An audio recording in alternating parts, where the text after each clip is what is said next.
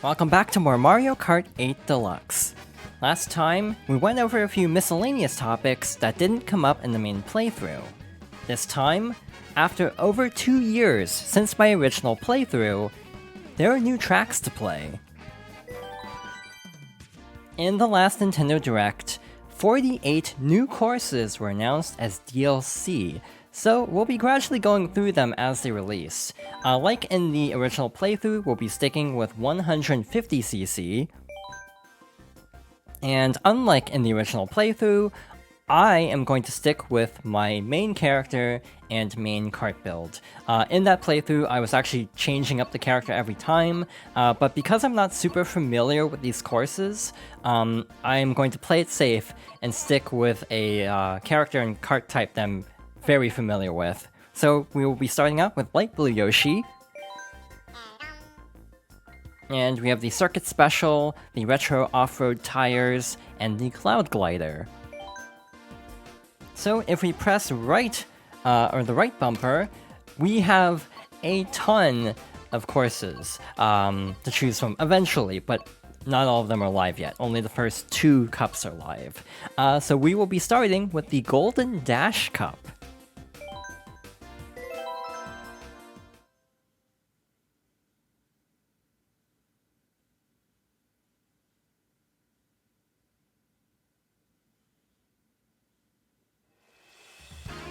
So our first new track is a really interesting one, Paris Promenade from Mario Kart Tour, the mobile game.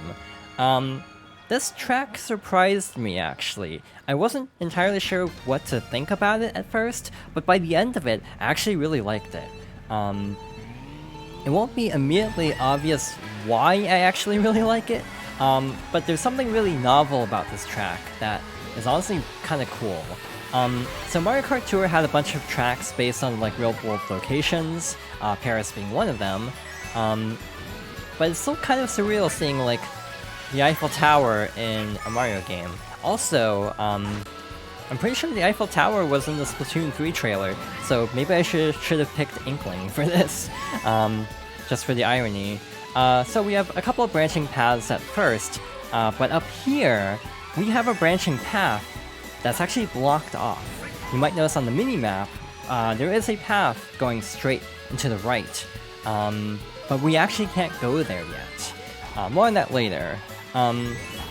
So most of the tracks in this new DLC pass have been brought over from Mario Kart Tour and then put into the Mario Kart 8 engine. So they don't look as polished as like the tracks built from the ground up, but in cases like this, Paris Promenade actually doesn't look too bad. There is a path to the left, but I think you might need a mushroom because there's like sand and warp pipes over there. So yeah, we'll just go this way for now. So that path is still blocked off. Also, the music was redone. Even though the tracks are mainly from Tour, even the Tour tracks have actually gotten reworked music, which is really impressive, honestly. So now we're actually going through that path that we saw earlier, and now we're actually going backwards through the stage. As is, this track is fairly straightforward, but once I got to this point where it's like the entire route of the track changes up, I thought this was actually really cool.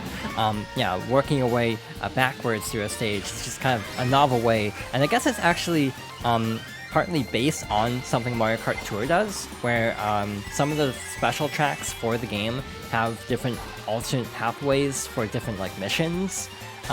So this is kind of a way to incorporate all of the different like mission track designs like into one like cohesive stage by just having the different laps represent different like variations of the Mario Kart Tour versions of this track.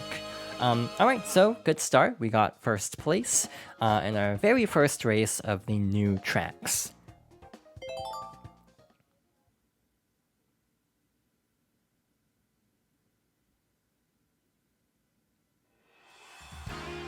Next up is Toad Circuit from Mario Kart 7, a track that I have very little familiarity with because I have never played Mario Kart 7 outside of like a store demo a couple times, at best. This is probably the least impressive track of the DLC in my opinion for a couple reasons. This is definitely the track that shows off how these were just basically ported from Mario Kart Tour, because a lot of the background texture detail is very flat. The course itself is also pretty flat and not as exciting as Paris Promenade, to the point where I actually would have flipped these two.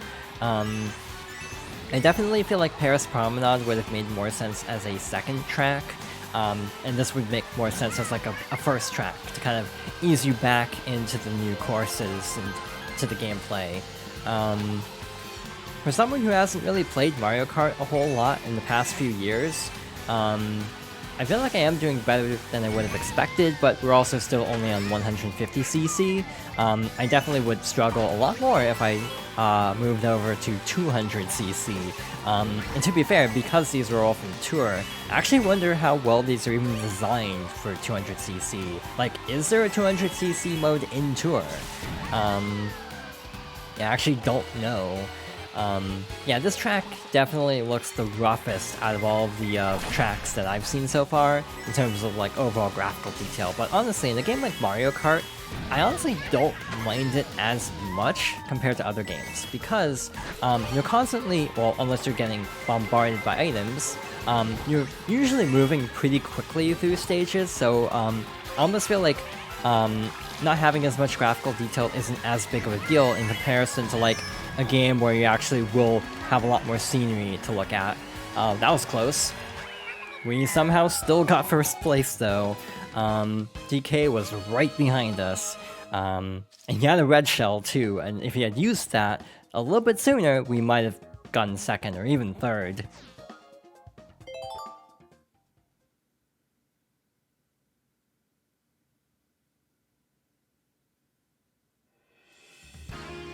This is another track that I'm not super familiar with, Choco Mountain from Mario Kart 64. To this day, I've only played Mario Kart 64 a handful of times, and most of those times were spent trying to wrap my head around how to hold a Nintendo 64 controller, in all fairness. I also don't have the expansion pass. I'm actually playing the DLC after actually buying the DLC. So yeah, I don't have the expansion pass, so I still can't play Mario Kart 64 very easily. Maybe someday I'll give it a try. It always just seemed like a really antiquated game. In some ways, I almost feel like Mario Kart games, it's a very logical decision to just move tracks over to the game with the current engine. Yeah, all of this to say, I am not the best person to ask about how different this track is compared to the original. I mean, from what I've seen in videos, it seems relatively similar. But I have heard some people say that they added extra guardrails at certain parts of the course, so you can't fly off the side of the course as easily. It's one of those things that I think makes sense for the design of Mario Kart Tour specifically, because trying to play this on a phone with either gyro or touch controls, yeah, you might careen off the side of the cliff pretty easily. But in a game like Mario Kart 8 where you have more precision, the addition of guardrails almost feels a little bit redundant. But again, most of these were just taken directly from Tour and then given a small graphical update to fit into this engine, basically. It is kind of impressive to me how well some of these courses do hold up, though, despite being from Tour. I feel like this one looks a little bit better than Toad Circuit. The overall detail of the background is actually a lot better. Alright, so we briefly dipped into second place, but we're back in first. So let's see if we can actually hold first. Not if Link has a red shell. If he has more than one red shell, then we'll definitely be in trouble. Another complaint about this DLC is actually how there's no characters or kart parts. So it's just courses.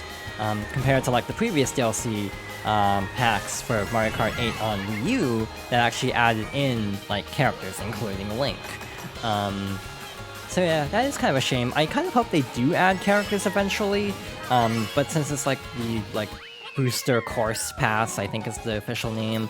I'm not entirely sure if we'll actually get characters. I also don't know how easy it would be to port characters from Tour to 8, because like background detail, it might not be as obvious, but like the characters up close might actually kind of be more obvious that these are just mobile characters, so they might have to do more work to bring characters over in comparison to courses.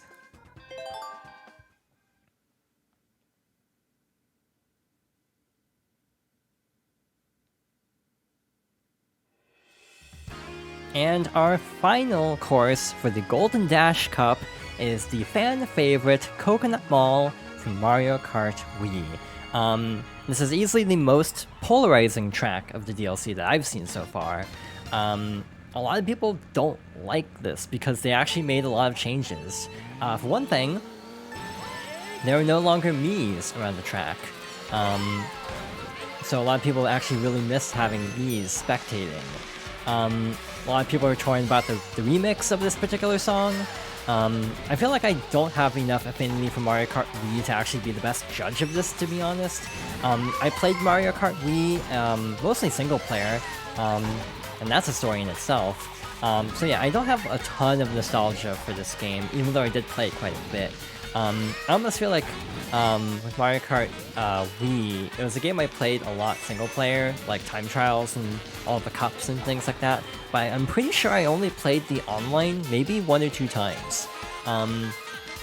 And I specifically remember when the Nintendo Wi-Fi connection service was shutting down, I actually played Mario Kart Wii Online.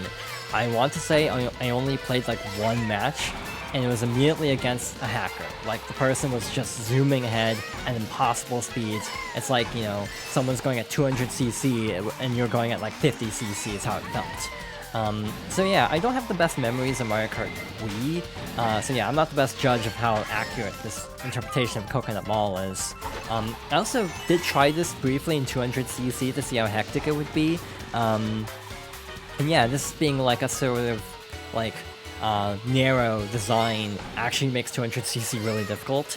I haven't tried every course in 200cc yet, but in general, it doesn't seem too awful, but just, I mean, 200cc is just kind of bad anyway, but it doesn't seem any worse than some of the main game courses that are clearly not designed for you to go that fast in. So yeah, we have the lower path and the upper path. I tend to take the upper path, because I like the added gliding section. Also, the cars don't move at the end of the track, which I actually don't really have strong feelings about, because again, I don't have much of an emotional attachment to this track to begin with. But again, there are a couple of changes. Also, the escalators are now these moving panels from like the Switch Rainbow Road, and I think they're used in Big Blue as well, instead of having like actual escalators. So yeah, there are definitely some choices about the stage that I can see why people are very torn on it, but overall, it's not enough to like bother me personally as a very casual fan of Mario Kart Wii.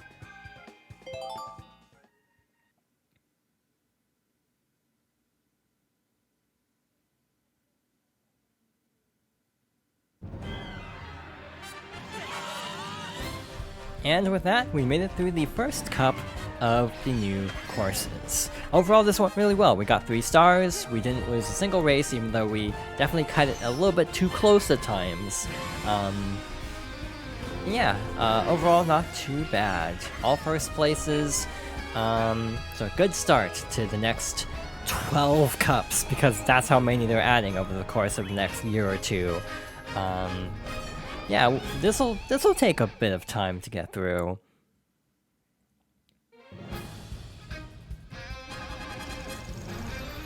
So yeah, we have one more course of the first wave to go through, and to tell the truth, because these were just added, I don't really remember the names of all the new cups, but in any case, we'll be tackling that one next time. So thank you for watching, and I hope you'll join me next time for more Mario Kart 8 Deluxe.